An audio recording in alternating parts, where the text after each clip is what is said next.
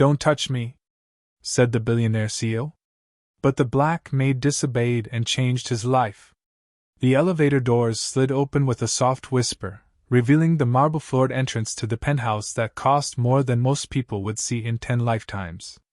Marcus Wellington stepped out, his Italian leather shoes clicking against the cold stone as he loosened his silk tie with trembling fingers. The $47 million deal was done. Signed. Sealed. Another victory in a life built on conquering everything that dared stand in his way. So why did he feel like he was drowning? "Mr. Wellington?" The voice came from behind him, soft and concerned. "Sir, are you all right?" Marcus didn't turn around. He knew that voice belonged to Grace Johnson, the woman who had been cleaning his penthouse for the past 3 years. 42 years old, always punctual, never spoke unless spoken to. Exactly how he preferred his staff. "I'm fine," he snapped, his voice echoing off the floor-to-ceiling windows that showcased Manhattan's glittering skyline. "Shouldn't you be finished by now? It's past 8. "Yes, sir, I was just leaving, but I noticed." "You noticed nothing." Marcus finally spun around, his steel-gray eyes flashing with irritation. Grace stood near the kitchen island, her cleaning supplies neatly arranged in a small caddy beside her. She wore the same navy blue uniform she always did, her dark hair pulled back in a simple bun. But tonight something was different about her expression. Instead of the usual polite deference, there was something else in her warm brown eyes. Recognition. "Mr. Wellington, you look pale. Maybe you should sit down." "Don't tell me what I should do." The words erupted from him with more force than he intended. His chest was tightening, like someone had wrapped steel bands around his ribcage and was slowly cranking them tighter. "I don't pay you to give me medical advice. I pay you to clean and disappear." Grace took a small step back, but she didn't look away. "I understand, sir. But your hands are shaking, and you're breathing really fast. I think you might be. Get out." Marcus turned away from her, gripping the back of his leather couch so hard his knuckles went white. The room was starting to feel smaller, like the walls were pressing in on him. His heart was hammering against his ribs like a caged bird desperate to escape. "Get out now, before I call security." But Grace didn't move. In the reflection of the massive windows, Marcus could see her standing there, watching him with those knowing eyes. The silence stretched between them, broken only by the sound of his increasingly ragged breathing. This couldn't be happening. Not to him. Marcus Wellington didn't have weaknesses. He built a media empire worth $3.2 billion by being harder than everyone else, smarter than everyone else, more ruthless than anyone dared to be. He'd crushed competitors, hostile takeovers, and boardroom coups. He'd survived his father's abandonment, his mother's death, and 20 years of marriage to a woman who saw him as nothing more than a bank account. But right now, standing in his pristine penthouse with its temperature-controlled wine cellar and imported Italian marble, Marcus felt like he was dying. "Sir?" Grace's voice was gentler now, barely above a whisper. "I'm going to come over there, okay? I'm not going to hurt you. Don't you dare." Marcus spun around again, but the sudden movement made black spots dance across his vision. The room tilted sideways, and he stumbled backward, his hip catching the edge of the coffee table. "Mr. Wellington!" Grace dropped her cleaning caddy and rushed toward him, but Marcus held up a shaking hand. "Don't touch me!" The words came out as a desperate gasp. "Don't. I can't. I don't let people." For the first time in 30 years, Marcus Wellington felt tears burning behind his eyes. Not because of physical pain, but because of something far worse. Terror. Pure, primal terror that had nothing to do with business deals or stock prices or board meetings. This was the kind of fear that lived in the dark corners of a person's soul, the kind that whispered that maybe, just maybe, all the money and power in the world couldn't protect you from being fundamentally, desperately alone. His breathing was coming in short, sharp gasps now. The penthouse, with its museum-quality art and custom-designed furniture, felt like it was spinning around him. His vision was narrowing to a tunnel, and at the end of that tunnel was Grace Johnson, the woman he'd barely noticed for 3 years, watching him fall apart with something that looked almost like understanding. "You're having a panic attack," she said, her voice steady and calm. "It's going to be okay, but I need you to listen to me. Can you do that?" Marcus wanted to argue, wanted to order her out, wanted to restore the natural order where billionaire CEOs didn't collapse in front of their housekeepers. But his body was betraying him, his mind was betraying him, and for the first time since he was 7 years old, and watched his father walk out that door without looking back, Marcus Wellington was completely, utterly powerless. And Grace Johnson, the woman he'd never really seen, was the only person standing between him and the abyss. "I can't," he whispered, his voice breaking. "I can't breathe." Grace moved closer slowly, like she was approaching a wounded animal. "Yes, you can. We're going to do it together." "No!" Marcus stumbled backward until his shoulders hit the cold window glass. "I said don't touch me. You're fired. You hear me? Fired!" But Grace Johnson had spent 3 years watching this man bark orders at everyone from senators to CEOs. She'd seen him destroy careers with a phone call and end partnerships with a signature. What she'd never seen was him helpless, gasping for air like a fish thrown onto dry land. And something deep in her chest, something that had been sleeping since her husband David died 4 years ago, suddenly woke up. She ignored his threats and stepped closer. "Mr. Wellington, look at me!" Her voice carried a quiet authority that had nothing to do with money or power. "Look right at me and breathe with me. I don't take orders from—" Marcus's words dissolved into a strangled gasp. The panic was a living thing now, clawing up his throat, filling his lungs with concrete. The penthouse was tilting like a ship in rough seas. Grace moved faster than he expected. Before he could protest, she was standing directly in front of him, close enough that he could smell the faint scent of lavender soap on her hands. Close enough to see the small scar above her left eyebrow that he never noticed before. Close enough to see something in her eyes that he couldn't name but desperately needed. "Breathe in for 4 counts," she said, demonstrating with slow, deliberate breaths. "Hold for 4. Out for 4. With me now. I don't need. In 2, 3, 4.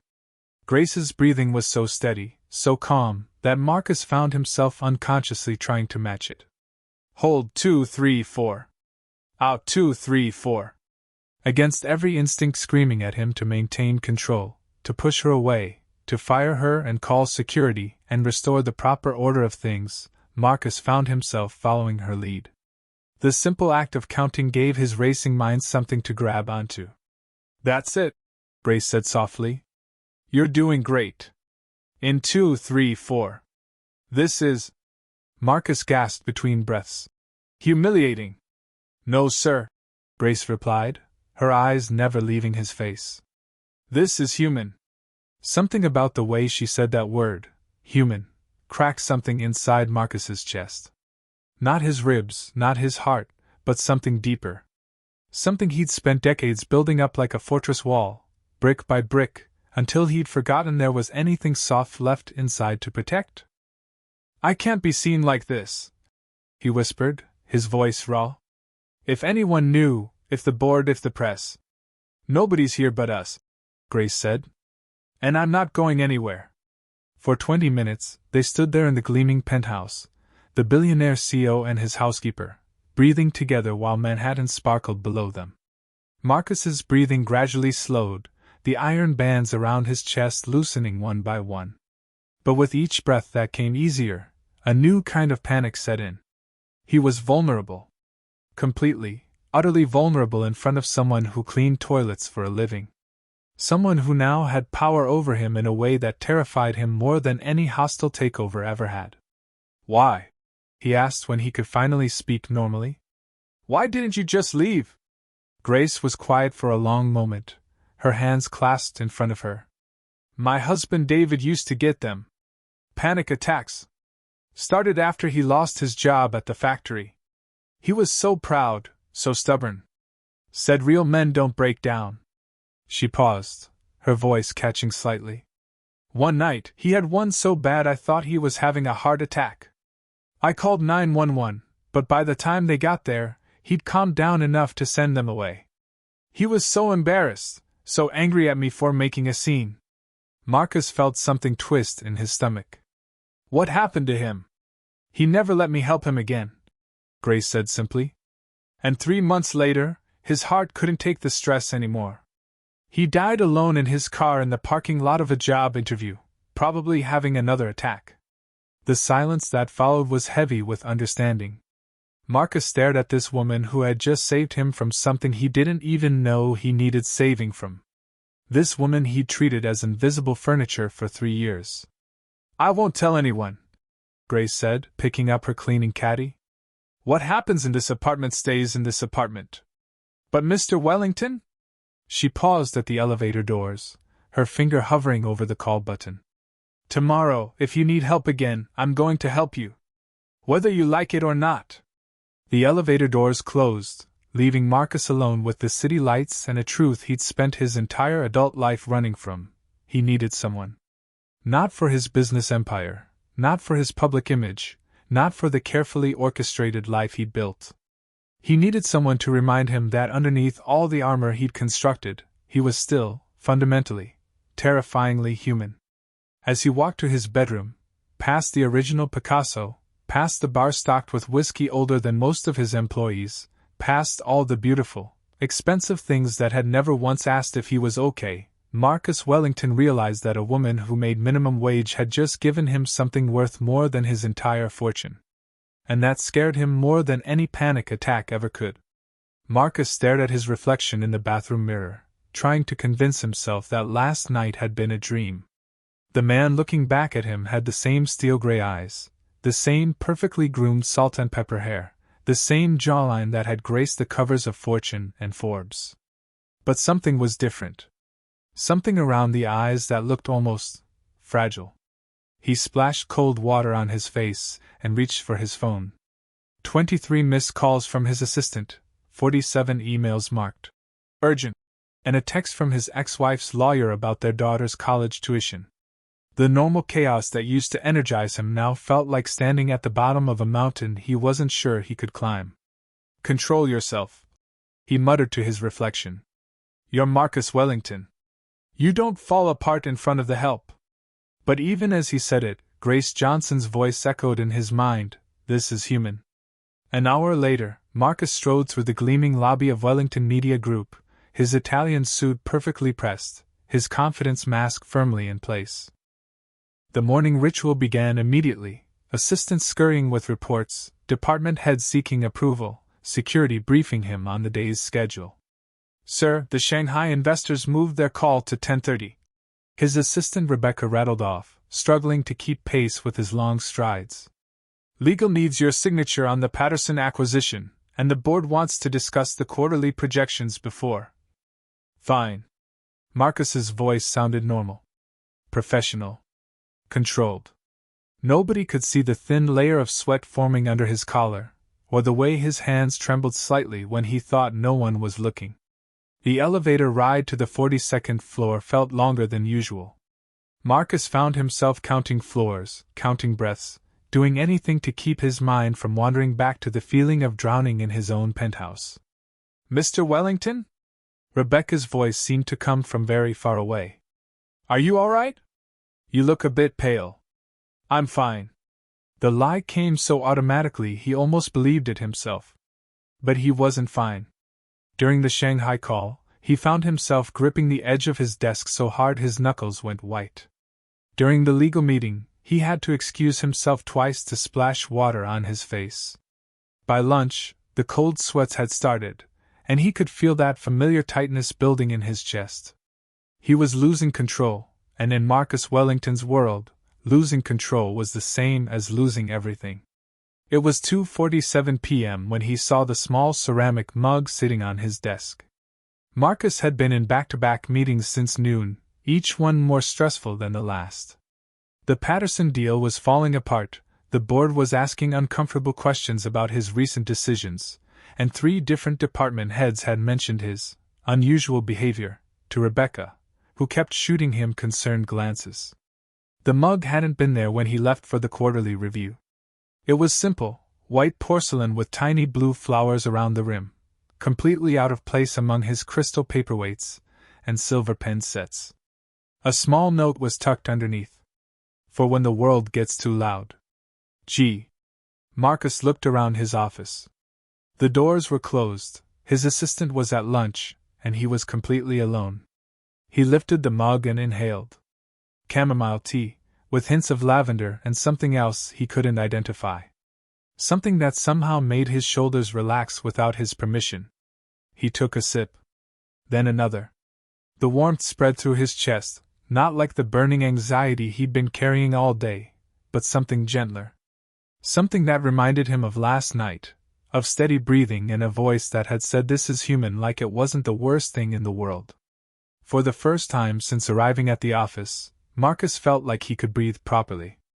When Rebecca returned from lunch, she found him sitting at his desk, actually reading reports instead of just staring through them. The tremor in his hands had stopped. The cold sweat had dried. "Mr. Wellington? The Morrison Group is here for the 3 o'clock. Marcus looked up, and Rebecca blinked in surprise. For just a moment, his expression wasn't the usual mask of controlled intensity. It was something softer. Something that looked almost grateful. "Send them in," he said, setting the empty mug aside. "And Rebecca? Find out which of the cleaning staff left this on my desk. I want to thank them." Rebecca stared at the simple ceramic mug, then back at her boss. In 5 years of working for Marcus Wellington, she had never once heard him express gratitude for anything the custodial staff had done. They were invisible to him, part of the building's infrastructure rather than actual people. "Of course, sir," she said slowly. "Is there a particular message you'd like me to pass along?" Marcus was quiet for a long moment, his fingers tracing the rim of the mug. When he looked up, Rebecca saw something in his eyes she'd never seen before. Something that looked almost like wonder. "Tell her I understand," he said softly. "Tell her the tea worked." As Rebecca left to fetch the Morrison Group, Marcus stared out his office windows at the city sprawling below. Somewhere in this building, Grace Johnson was going about her quiet work, emptying trash cans and mopping floors and being invisible to everyone who mattered. Everyone except him. She had kept her word. She hadn't told anyone about his breakdown. But more than that, she had somehow known exactly what he needed before he even knew he needed it. For the first time in 20 years, Marcus Wellington was beginning to understand what it meant to be seen. The Jameson Industries merger was supposed to be Marcus's crowning achievement. 22 months of negotiations, 3 separate hostile takeover attempts, and enough legal fees to fund a small country had all led to this moment. The final boardroom meeting that would either cement Wellington Media Group's dominance or destroy everything he'd built. Marcus sat at the head of the polished mahogany table, surrounded by 12 of the most powerful executives on the East Coast. To his left, Robert Jameson glowered like a man being forced to sign his own execution warrant. To his right, his own board members watched with barely concealed anxiety as the clock ticked toward the 4 p.m. deadline. "The Shanghai markets won't wait," Jameson was saying, his voice sharp with barely controlled anger. "If we don't finalize this by market close, the entire Asian expansion collapses. My investors are already getting cold feet." Marcus felt the familiar tightness beginning in his chest. The air conditioning was too cold. The room was too small. 24 eyes were staring at him, waiting for him to work another miracle, to pull another impossible victory out of thin air. "The terms are non-negotiable," Marcus replied, his voice steady despite the way his heart was starting to hammer. "Wellington Media maintains controlling interest, or there's no deal." "You're being unreasonable," snapped Jennifer Walsh, Jameson's lead attorney. "We've already compromised on." "I don't compromise." The words came out harder than Marcus intended. Sweat was beginning to form under his collar, and he could feel that terrible drowning sensation creeping up his throat. "I win. That's what I do." But even as he said it, Marcus could feel his control slipping. The walls of the conference room seemed to be pressing inward. The voices around the table were becoming a buzzing noise that made no sense. His vision was starting to tunnel, focusing on a single spot on the table where someone had left a coffee ring on the expensive wood. In 2, 3, 4. Hold, 2, 3, 4. Grace's voice echoed in his mind, but it felt very far away. Mr. Wellington? Robert Jameson's voice sounded like it was coming from underwater. Are you listening to me? Marcus tried to respond, but his throat felt like it was closing. The panic was rising like floodwater, filling his lungs, drowning him in front of the most important business deal of his career. Excuse me. Marcus started to stand, but his legs weren't cooperating. The room tilted sideways, and he had to grip the edge of the table to keep from falling. Jesus Christ! Someone muttered. Is he having a heart attack? Should we call 911? Mr. Wellington, can you hear me? The voices were getting louder, more frantic, but Marcus couldn't focus on any of them. His breathing was coming in short, desperate gasps that weren't bringing in any air. Black spots were dancing at the edges of his vision, and he could feel himself starting to fall. Then the boardroom door burst open. Excuse me. The voice cut through the chaos like a knife through water. Mr. Wellington, I need you to come with me right now. Marcus looked up through his tunneled vision and saw Grace Johnson standing in the doorway. She was wearing her navy blue cleaning uniform and carrying a small medical kit, looking completely out of place among the suits and power ties. Who the hell are you? Robert Jameson demanded. Security! Jennifer Walsh was already reaching for her phone. There's an unauthorized person in the... Everyone out, Grace said calmly, walking straight toward Marcus without looking at anyone else in the room. Now. You can't just... Out. Grace's voice carried an authority that had nothing to do with corporate hierarchy, and everything to do with someone who had seen real crisis, real loss, real human need. This man needs help, and you're all making it worse. To Marcus's amazement, they went. All 12 of them, muttering and protesting, but they filed out of the room like scolded children. Even Robert Jameson, who had been screaming about billion-dollar deals just minutes before, stepped aside when Grace Johnson told him to move. The door closed, leaving them alone in the sudden quiet.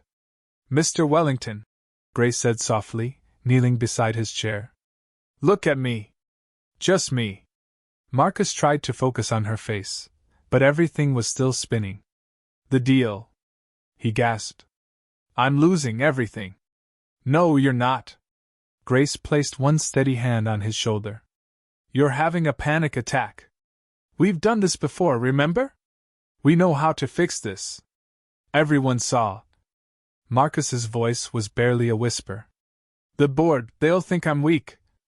They think you're human, Grace corrected gently. And that's not a bad thing. Now breathe with me. In for 4. For the second time in 3 days, Marcus Wellington followed the lead of his cleaning lady. He breathed when she told him to breathe. He focused when she told him to focus. He let her steady voice guide him back from the edge of the abyss.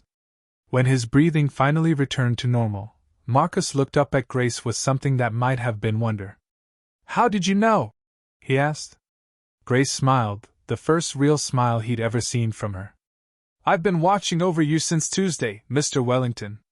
When I heard raised voices from the boardroom, I figured you might need backup. You saved me, Marcus said quietly. Again. No, sir, Grace replied, standing up and smoothing down her uniform. You saved yourself? I just reminded you how to breathe.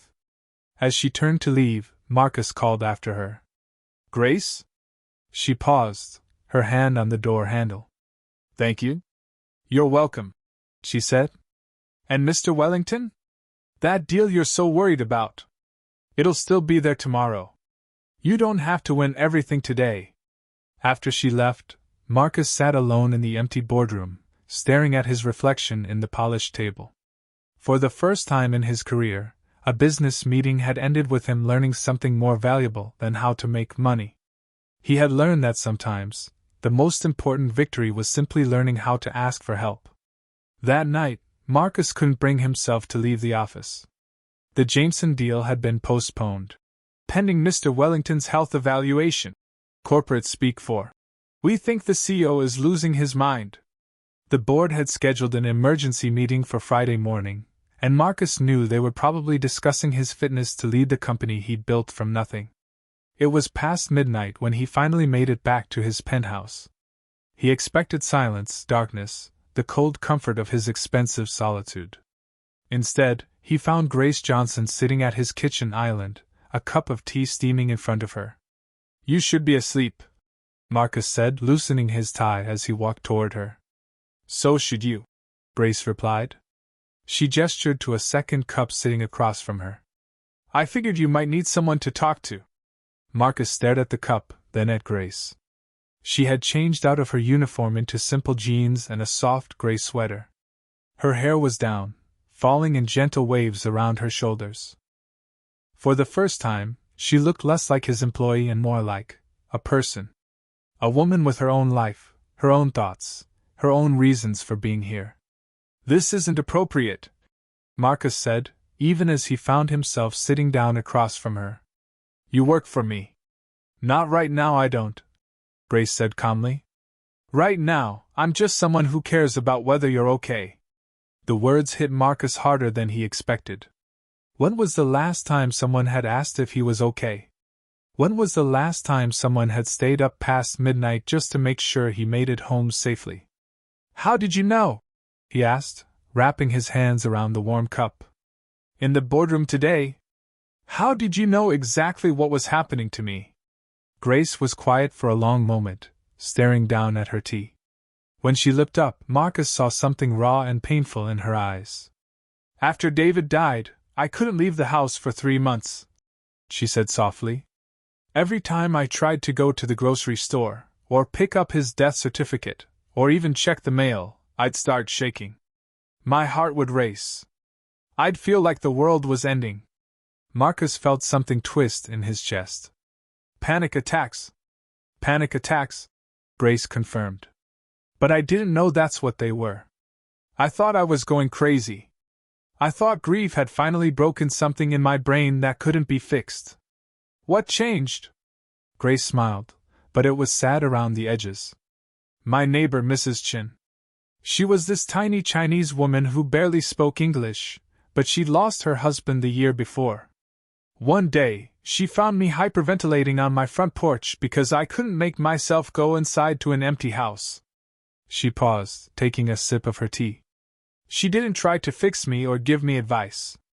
She just sat with me and breathed. In for 4, hold for 4, out for 4. Over and over until I could think straight again. She taught you what you taught me. She taught me that panic feels like dying, but it's actually just living," Grace said. "And she taught me that sometimes, the bravest thing you can do is let someone help you breathe." Marcus stared at this woman who had cleaned his toilets and mopped his floors for 3 years, who had been invisible to him until the moment she saved his life. "Why didn't you tell me? About your husband, about the panic attacks?" "You never asked," Grace said simply. "In 3 years, Mr. Wellington, you never once asked me a single question about my life. You barely looked at me long enough to remember my name." The truth of it hit Marcus like a physical blow. He thought about all the times Grace had moved quietly through his penthouse, cleaning up his messes, making his life easier, and he had treated her like she was part of the furniture. "I'm sorry," he said, and the words felt strange in his mouth. Marcus Wellington didn't apologize. Ever. "I'm sorry I never saw you. You see me now," Grace said. "That's what matters." They sat in comfortable silence for a few minutes, drinking tea while the city glittered outside the windows. Finally, Marcus found the courage to ask the question that had been eating at him all day. "What if they're right?" he whispered. "What if I am losing my mind? What if I can't do this anymore?" Grace studied his face in the soft light. "Can I ask you something, Mr. Wellington?" "Marcus," he said. "Call me Marcus." "Okay, Marcus. When was the last time you felt proud of something you did? Really proud, not just because it made money, but because it was good?" Marcus opened his mouth to answer, then closed it. He tried to think back. Past the mergers and acquisitions, past the hostile takeovers and corporate victories. When was the last time he had done something that mattered beyond his bank account? I don't remember, he admitted. That's what's killing you, Grace said gently. Not the panic attacks. Not the stress. You're dying because you've forgotten who you used to be before you became someone who only knows how to win. Marcus felt tears burning behind his eyes, real tears, not the careful, calculated emotion he sometimes used in negotiations. I'm scared, Grace. I'm scared that without all of this. He gestured at the penthouse, the view, the trappings of his success. I'm nothing. Just some kid whose dad walked out and whose wife never really loved him. You're not nothing, Grace said firmly. You're a man who built something incredible from nothing. You're someone who employs thousands of people and supports their families. You're someone who survived loss and kept going. She paused. But mostly, you're someone who's brave enough to let a housekeeper teach him how to breathe. For the first time in 20 years, Marcus Wellington cried. Not the angry tears of frustration or the bitter tears of defeat, but the cleansing tears of someone who had finally found the courage to be human in front of another human being. And Grace Johnson, who had lost everything and found her way back to compassion, sat with him in the darkness and reminded him that sometimes, being seen was the first step toward being saved. The first person to notice the change was Miguel Santos, the night janitor who had cleaned Wellington Media Group's floors for 7 years without Marcus Wellington ever acknowledging his existence. It was 7:15 a.m. on Thursday morning when Marcus stepped off the elevator and saw Miguel emptying trash cans near the reception desk. Instead of walking past like he had every morning for 7 years, Marcus stopped. Miguel, right? Marcus said, and Miguel nearly dropped the trash bag he was holding. Yes, sir, Mr. Wellington. Miguel's eyes darted around nervously, like he was looking for witnesses to this impossible conversation. How's your daughter doing? The one in college? Miguel stared at him. You know about Maria? Marcus didn't know about Maria. He had no idea Miguel even had a daughter. But Grace's voice echoed in his mind. You never once asked me a single question about my life. Tell me about her, Marcus said. For the next 5 minutes, Marcus Wellington stood in his corporate lobby and listened to Miguel Santos talk about his daughter's pre-med studies at City College, her part-time job at a clinic, and her dream of becoming a pediatric nurse. Marcus learned that Miguel worked 2 jobs to pay her tuition, that Maria had made the dean's list 3 semesters running, and that she volunteered at a homeless shelter every weekend. She sounds remarkable, Marcus said, and he meant it. You must be very proud. Miguel's eyes filled with tears. Yes, sir. Very proud. As Marcus walked toward his office, he realized something had shifted in his chest. For the first time in years he felt lighter. Like breathing had become easier. The transformation didn't stop there. By noon, Marcus had done something unprecedented. He'd given his entire accounting department the afternoon off. Not for a company event or a team-building exercise, but because Rebecca had mentioned that several employees had been working 60-hour weeks for a month straight to prepare for the quarterly review. Everyone's exhausted, Rebecca had said during their morning briefing. Jennifer in payroll hasn't seen her kids awake in 2 weeks, and Tom from audit actually fell asleep at his desk yesterday. The old Marcus would have said that was the cost of success, that rest was for weekends and vacations were for the weak. Instead, Marcus heard himself saying, send them home. With pay. Tell them to spend time with their families. Rebecca stared at him like he'd grown a second head. Sir, the Morrison contracts need to be reviewed by. The contracts will still be there tomorrow, Marcus said, echoing Grace's words. The people might not be if we keep treating them like machines. By Friday afternoon, the whispers had started. Did you hear Wellington actually asked Janet about her grandson? He approved overtime pay for the security guards. Double time, no questions asked?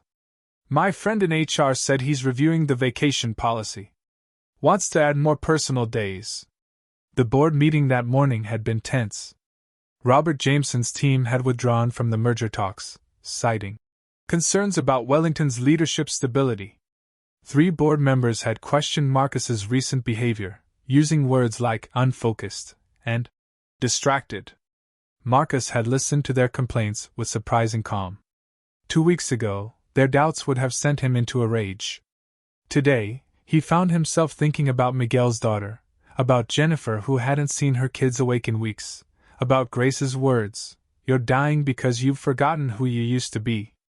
"Gentlemen," Marcus had said finally, "this company makes $3 billion a year.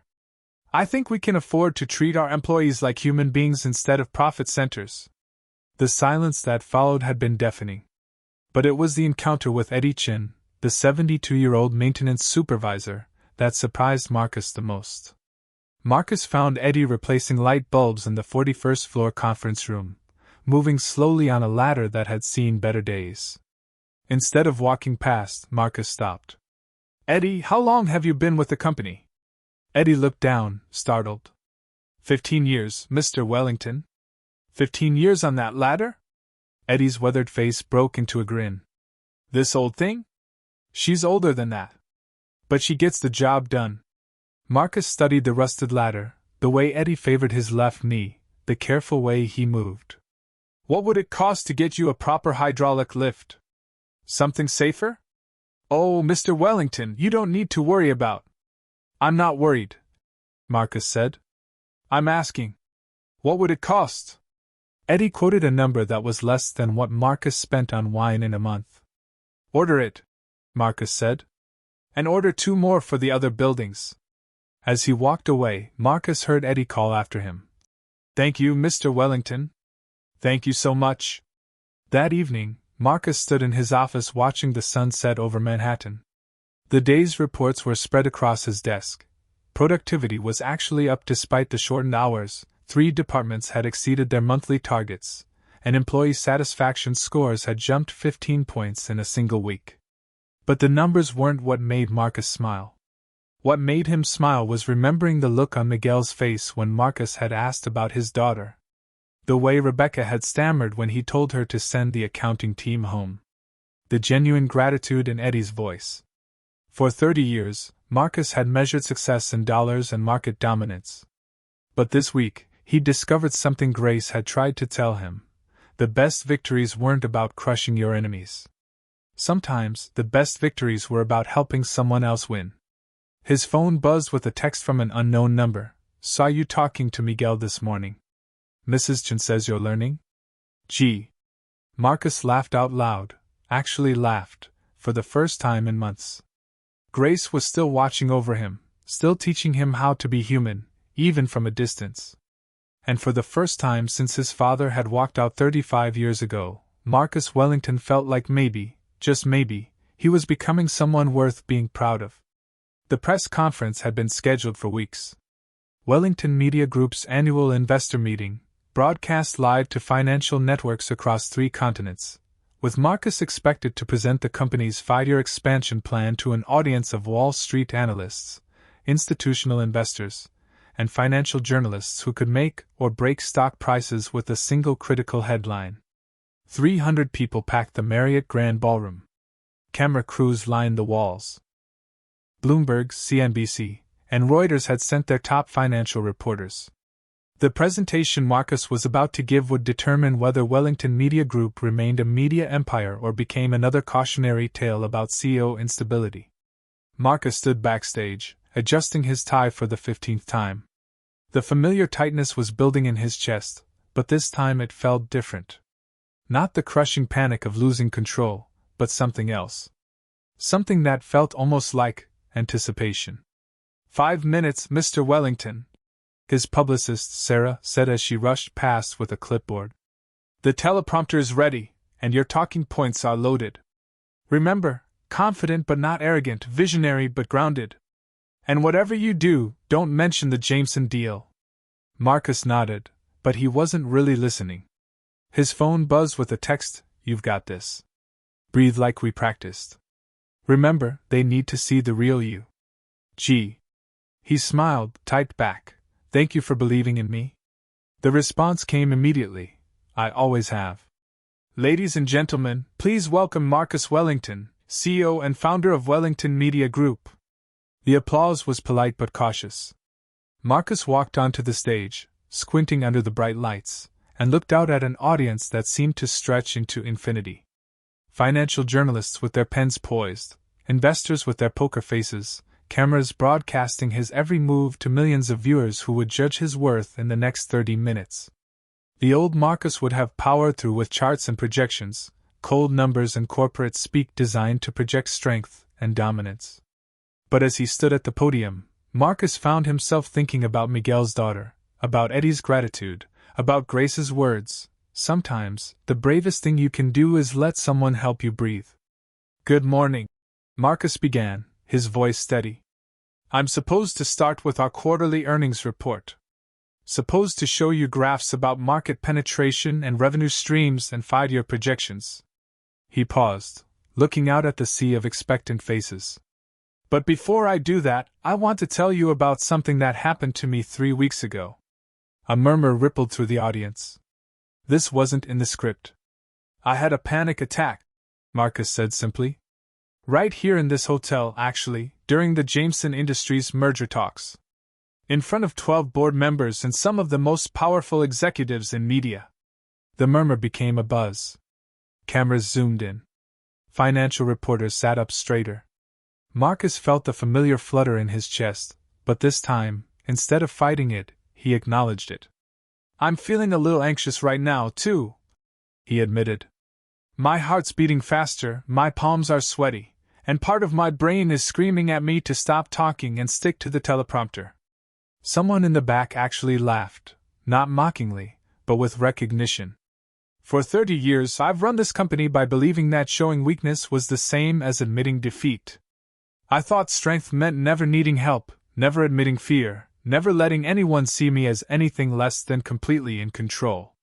Marcus took a slow breath, remembering Grace's lessons. "But I learned something these past few weeks. Real strength isn't about pretending you don't need help. Real strength is having the courage to be human in a world that rewards you for being a machine." The ballroom was completely silent now. Even the camera operators had stopped moving.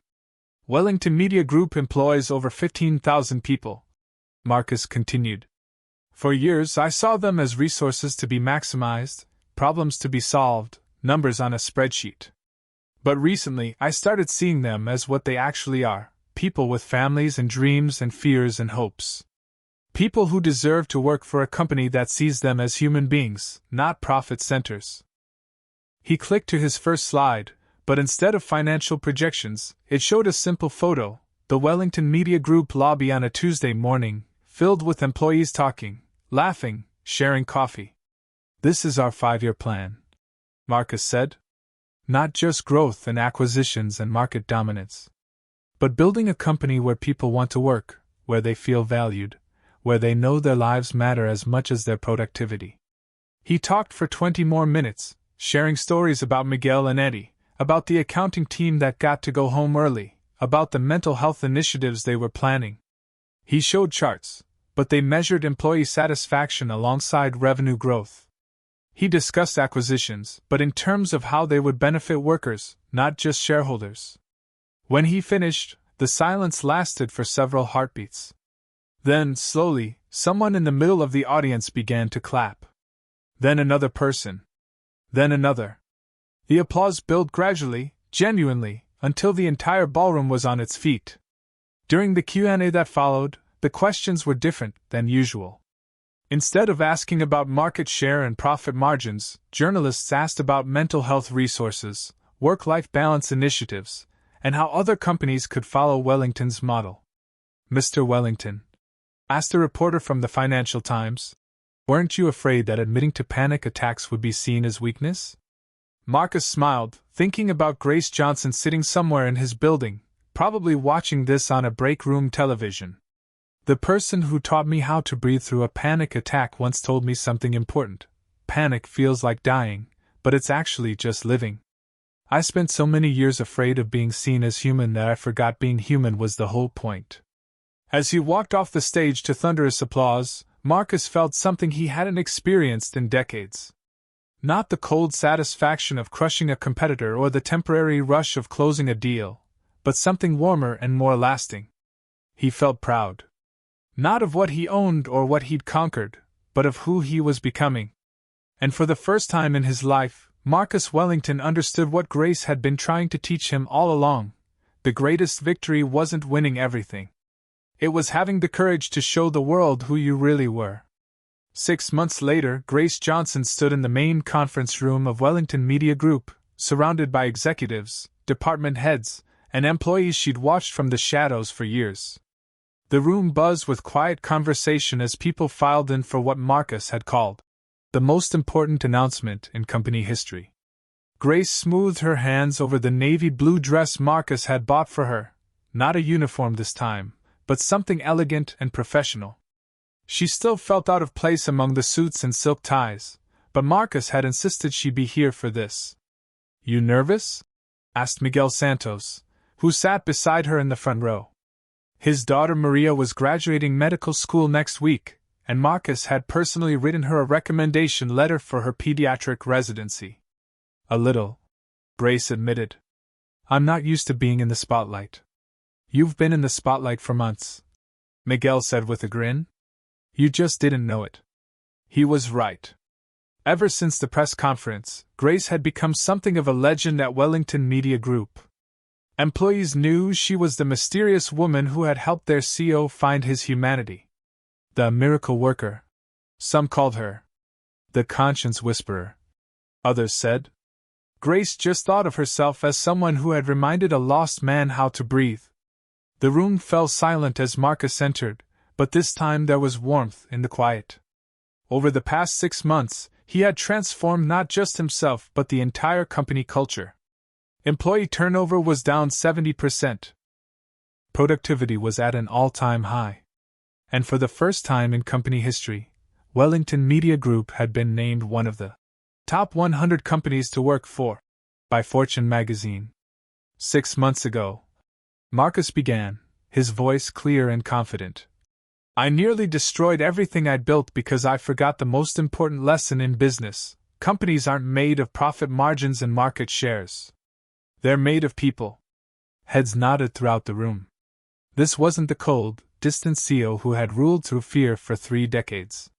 This was a man who knew his employees' names, asked about their families, and had installed meditation rooms on every floor. "Today, I'm announcing the launch of the David Johnson Mental Health Initiative," Marcus continued. "A comprehensive program that will provide free counseling services, stress management workshops, and mental health resources to every Wellington Media Group employee and their families." Grace felt her breath catch. David. He was naming it after David. "This program is funded by a $50 million grant from the Wellington Foundation, and it will serve as a model for other corporations across the country. But more than that, it represents a promise that no one in this company will ever have to suffer alone." Marcus's eyes found Grace's in the crowd. "This initiative exists because of someone who taught me that the greatest act of courage isn't conquering your enemies. It's having the strength to help someone else when they're falling apart." The applause was thunderous, but Grace barely heard it. Tears were streaming down her face as she thought about David, about the man who had been too proud to accept help, too scared to show weakness. He was gone, but maybe this program would save someone else's husband, someone else's father, someone else's heart. "Grace Johnson," Marcus said, and suddenly every eye in the room was on her. "Would you please join me up here?" Grace shook her head, but Miguel gently pushed her to her feet. "Go on," he whispered. "You earned this." Walking to the front of the room felt like the longest journey of her life. When she reached Marcus's side, he handed her a small plaque. "Director of Employee Wellness, Wellington Media Group," Grace read aloud, her voice trembling. "The position is yours if you want it," Marcus said quietly. "Full salary, benefits, your own office. Your job would be to make sure no one in this company ever feels invisible." Grace looked out at the faces staring back at her, Miguel beaming with pride, Rebecca wiping tears from her eyes, Eddie Chin giving her a thumbs up from the back row. These people had been part of her world for years, but she had been part of theirs too, in ways she had never realized. "I accept," Grace said, and the room erupted in cheers. Later that evening, Grace and Marcus sat in his penthouse, sharing tea and watching the sunset paint Manhattan gold and crimson. "Do you think he would have been proud?" Grace asked quietly. "David, I mean. Of what we're building." Marcus set down his cup and looked at this extraordinary woman who had saved his life by teaching him how to be human. "I think David would be amazed that his love for you is still changing lives, even after he's gone." Grace smiled, feeling a peace she hadn't known since David died. "You know what the best part is? We're not just saving people from panic attacks or stress or mental health struggles. No, we're saving them from something worse," Grace said. "We're saving them from being invisible." As the stars began to appear over the city, Marcus Wellington and Grace Johnson sat in comfortable silence, two people who had found each other in the darkness and learned that sometimes the most unlikely partnerships create the most lasting change. The boy whose father had walked away had finally learned how to stay. And the woman whose husband had died alone had finally learned how to help others live. Together, they had built something more valuable than any business empire. They had built a legacy of compassion. And in a world that often forgot the power of simply being seen, that was the greatest victory of all.